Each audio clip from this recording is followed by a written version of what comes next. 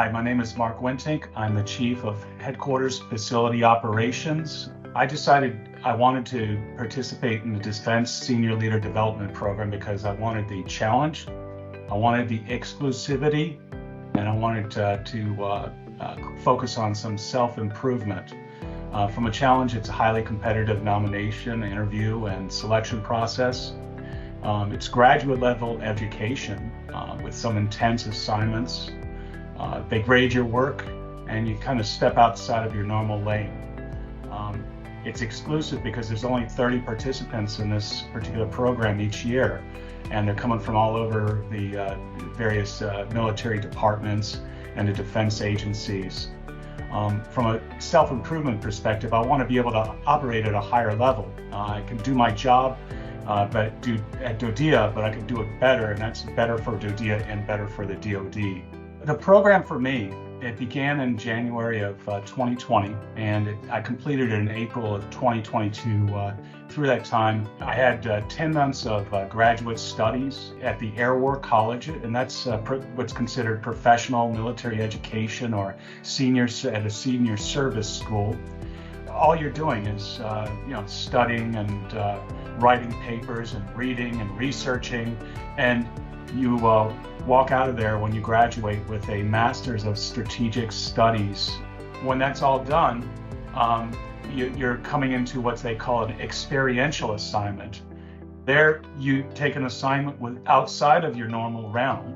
The point of it is to give you that different type of strategic experience.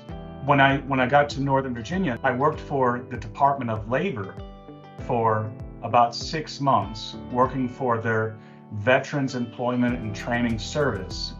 I had the ability to work in a different executive branch department and doing things such as legislative analysis and policy, completely stepping outside of the usual lane of engineering and facilities.